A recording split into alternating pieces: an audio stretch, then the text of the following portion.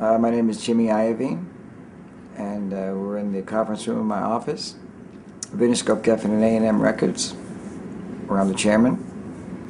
The bad news is that it's really tough right now in the music industry, but the good news, there's a lot of, for the same reason, there's a lot of communication, very easy ways to communicate and get your music out to the audience. And there's a lot of great technology and to be able to help you create your music and get it on some form of digital form, so you can upload it to the internet, different sites, or hand out CDs at shows and stuff. But the most important thing is that you learn your craft. Don't get ahead of yourself. First of all, I think it's very, very important that artists today be multifaceted, be able to see their own video or story, or make it, or film it themselves, make their own website. I mean, you don't have to do that. If you're born Bob Dylan, you don't have to do that. But I think having a wide view of media and everything that's going on is really, really important. It's a real asset. You don't have to do it, but it's a real asset to have. So I would but on the other hand, you really have to, if you're in a band, make sure that somebody in the band or a group of the people in the band can write and really write and be very tough on the songs. And if you can't, then likelihood is if the band can't write, then likelihood is maybe you don't have the right combination of guys or girls or whatever. So the song thing is very, very important. And I would also say try to be unique and try to be different. Everybody today, if you put on like alternative radio, the guitars sound exactly the same. It's like a lot of people blame the record companies for that, but it's got nothing to do with the record companies. It's got to do with the lack of imagination that we're going through right now in certain areas of music. And kids think that they're supposed to copy things on television or on the internet, and that's how they're going to get successful. Well, the best way to be successful is to have it influence you or make up your own thing. 100 different ways, wherever it comes from. If it's MySpace or somebody brings in an artist or a friend of another artist, it can come from anywhere. This company's very agile and very light on its feet. And it's not hard to get a record deal here. It's just that the heat has to come with it. It's got to be really, really good, or someone has to believe it's really, really good. Personally, I look for something original, something different, something that is where the songs are there, but the spirit is also there. And to find people that are unique and special. Well, I mean, I believe that people want all the music and they want access to all the music, whether it's download or subscription, and there's also a lot of talk about advertising models or a combination of. But I believe that, I think that people really want access to all the music, be able to have great editorial though. See, right now we don't have any really great editorial in the industry. No one knows what to buy. There's 3 million songs online or whatever it is, and no one knows what to buy. There's no, there's no people helping. There's no sites that are really, really good at explaining music and walking you through it and walking you through those sites. Some of them are very good, but they're also very dry.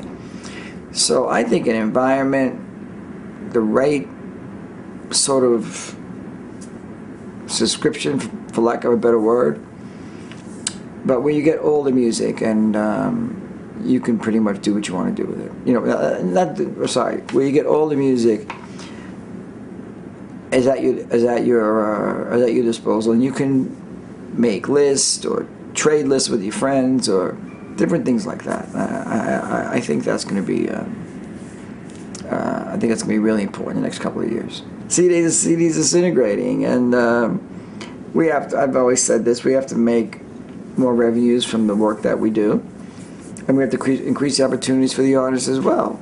So when you start out with a new artist, you restructure the way the relationship is, and then when the new model does hit, which should be soon, when we get going on it, I think it's really going to be good. I think that people like service, So I think you'd be selling a service as much as you are anything else. Something that makes things easy for people, easy for a family to get music and wire it through their house or put it in their car, or tells you what to buy, helps you with what to buy rather. So I mean, the CD going away. I mean, we're still tons of CDs being sold, but we all know where it's going. But that's just a transition to something else, you know. I mean, the sales are down right now, you know. But that's because it's been very hard to figure out a way to make that transition. I think that the record industry has been slow on the uptake for a bit, you know. But it's not as easy as it looks. Well, I believe it's service.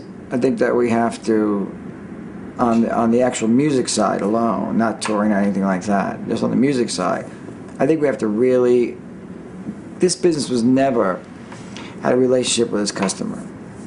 It never has. And I think we need to have that now, a direct relationship, and I think that we need to service them. And that will turn the tide of something as simple as that. Let's say we had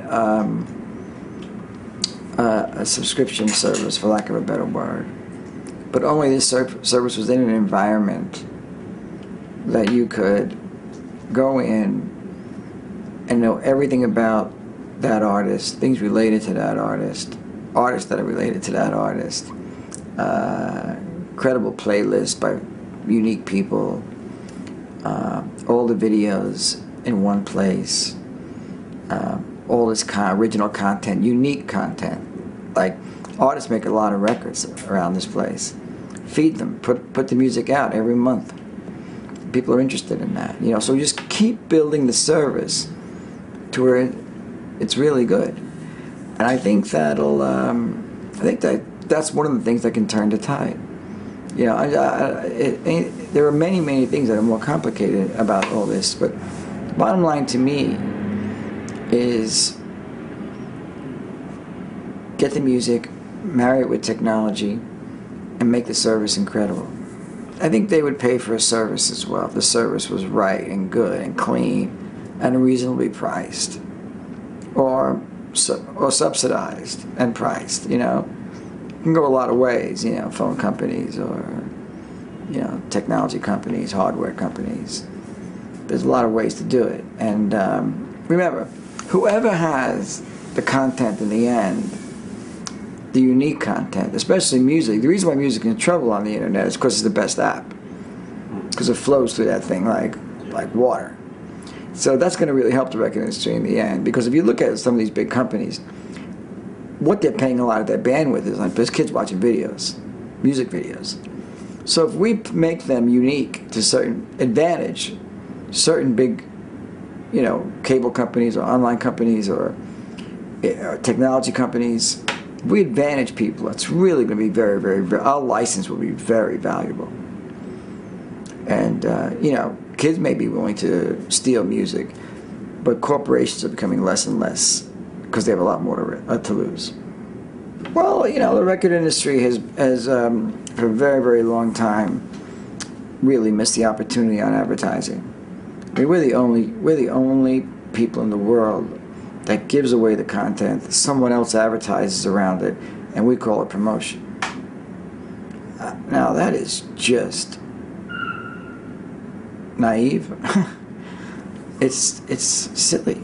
So these things happening, in the end, will be a good thing, because it's forcing everybody to think like businessmen. Say, okay, what are we doing? How can we give our content away and call it promotion? It's really a silly thing.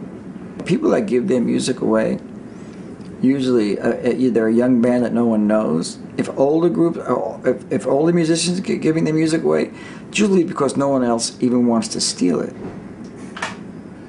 You know, I mean, you put a song by that somebody wants on the internet that they want, and everybody in the world will have it in 5 minutes. You don't need to give them away. I mean, if you want to, you can, but that's a fly on an elephant's butt of what the people you reach, you know. Hopefully those people know your music and they like you because they're there. You know, you're touching them somehow. So I don't think that's. I mean, if it's giving it away for advertising, I mean, I don't know. Someone's got to pay for it. You know. I mean, unless everybody wants all the music in the world to be free, which is, I guess, communism or something. I don't know. I was one of those guys called in the big record companies a big bad wolf for 18 years as a record producer. What happens is, you make a record, you sit in the studio, and you kill yourself. It is so hard, and you're doing the best you can, and you really think you've created, you know, Sgt. Pepper. When in fact you didn't. The hardest thing for any artist to do, including when I was a record producer, for me to do, was to look in the mirror and say, you know what? It was me. Everybody wants to be Shaggy and says it wasn't me. But the fact is that sometimes it is the record company, and a lot of times it's the artist. But the artist, simply by what they're called, artist, they get a voice like that, and it's a very easy target. My album was great. It wasn't me. It was that building, you know. And you know, what can you do about that? So it's over the years, it's eaten away. Now some of it's valid. In the early days of the record business, people weren't getting paid and all this other stuff, whatever. You know, that's all true, and that carries over as well. Sometimes it is the record company's fault. Sometimes people are just incompetent, you know. But a lot of times it's the music, stupid. Right now, some of these guys in urban pop music and hip hop are brilliant. You know, Pharrell, Timbaland, Dr. Dre, you know, Akon. These guys, all guys are really, Will.i.am, all really talented guys. They do it all. They can write it, produce it, you know, make the drums. They play, you know, they can do it. They can do anything. But I think what a great producer is somebody who is born or real strong combination of natural talent and learned ability to feel what excites and can move popular culture and helps guide people to that end. It's about moving. It's the real goal for all of us is to move popular culture. That's what we're trying to do. Yeah, everybody wants to get paid, and that's very, you know, it's very popular these days. I mean, talking about it, you know. But the fact is, what we're really trying to do is impact popular culture. And when you can do that, it's really rewarding. So a great record producer understands that instinctively and does everything he can to help move the needle. I would learn how to work all the great equipment. I think that's a fabulous thing to have in your whole life, no matter where you go. The fact that I know how to work a console today helps me so much in everything that I do, because I have a feel for electronics. I have a feel for what the stuff does. You know, I just kind of know, you know, when you grow up like that, you know. You should, talk about producers, right? Yeah. You should know music. You should learn the piano. You should be able to communicate. You know, if somebody changes the key, you should know, right? And you should hustle and look for talent. And know that it's not a job, it's a passion and a vocation. And you can't do it part-time. I couldn't.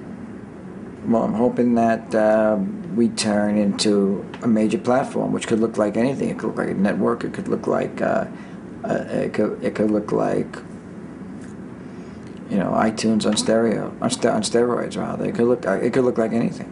But what I'm trying to do is build out that infrastructure to where we can deliver, whether it's, you know, going partners with, you know, older DJs across the country, or just something as simple as, not simple, but building an online presence with one of the social networks or one of our own, where we can just put out entertainment. And Interscope's not going to always, it'll never only put out music. We just don't work like that. We'll make movies, we'll make television shows, we'll do shorts, we'll do direct to telephone. You know, we do a lot of crazy things. We outside anybody that's really gifted at almost anything that resembles popular culture.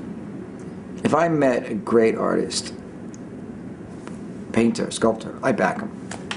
That fits right in here as far as I'm concerned. If they have some competency in recording it themselves, or have a friend that has a good knack for it, is get music recorded. It is so easy to get to the public right now. All you have to do is, you know, put a pretty girl on the front page of your MySpace page, and they'll play your song. You know, it's not, that's not literal, but you know, I would do that. I would go out and try to get great live. I mean, music, you mean as an artist, right? I would really work on my live thing, because that's really not a lot of. It's really an asset right now, but people don't really work as hard as they should on it. Some people do. Some bands do. You see, they get real audiences in certain cities, and they start to build their thing, get on tours, and they really hustle. And you know, just that's pretty much what I would do. I'd make my music great. See, that's the whole thing, and you know, and hopefully you'll have a clear view of what is great and what isn't, because either way you'll be told, and then you'll blame the record company.